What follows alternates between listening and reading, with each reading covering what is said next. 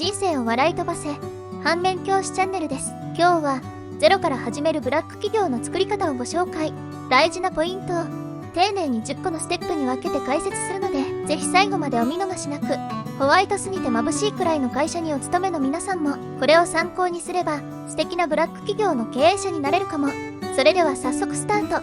ステップ1、社長の思いつきで事業スタート。まずはこれ。きっかけは飲み会のノリか SNS の成功者自慢。とにかくスタートダッシュが命。これが瞑想の始まりです。早々にブラックフラグ1本目が立ちました。起業するならまず事業計画とビジョン作成が最優先。融資や補助金申請のためにも書面化は必須ですが、そこをすっ飛ばすのがポイントです。ステップ2、初期メンバーに家族友人を召喚。次にやるのがこれ。友情ブラックカードを切りましょう。身内だからって仕事と友情をごちゃ混ぜにした瞬間、信頼も友情も一瞬で崩壊できちゃいます。ブラック企業の土台は身内から崩れるんです。気の置けない仲間とは契約書を一切交わさず、給料設定も友情割引ってところがポイントですね。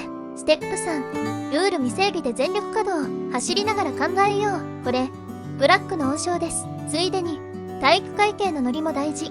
そしてルールがないから社長の気分イコール法律状態。ブラック企業順調に育成中です。小さな会社だからルール整備は後回し。大事なポイントです。ステップ4、成果主義という名の無給残業。給料は実力次第。聞こえはいいけど実際は無限サービス残業コース。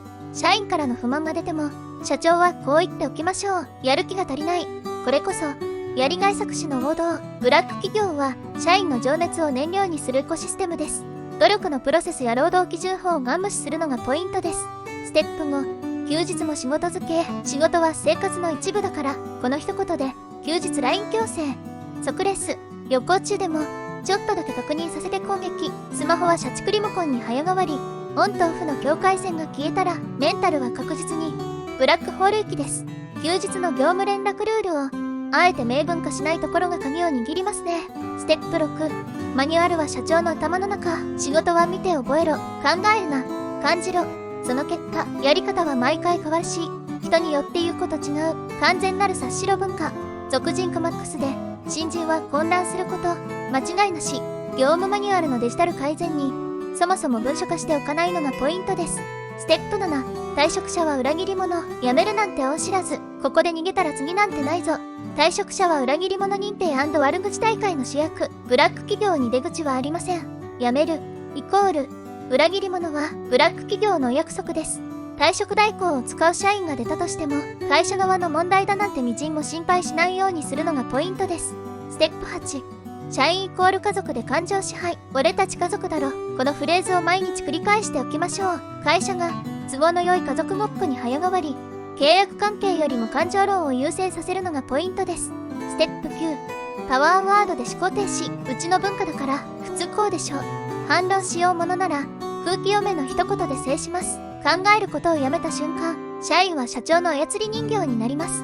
文化とルールを曖昧にして異論を封じる仕組み作りをしておくのがポイントです。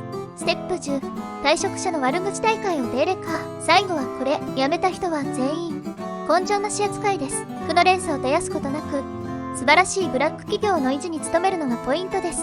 それではまとめに移ります。ここまでの10個のステップいかがでしたでしょうか。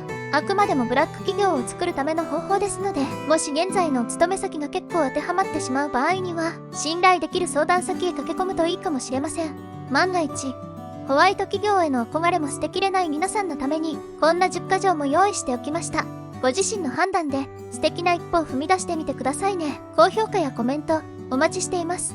もちろんですがこの動画は特定の企業や人物を攻撃するものではありません。もしうちのこと言ってると感じたとしてもそれは偶然の一致ですのでご了承ください。言うまでもなく反面教師を真に受けて真似するなんて禁物。あくまでも自己責任でチャンネル登録よろしくね。ではまた次回の動画でお会いしましょう。お楽しみに。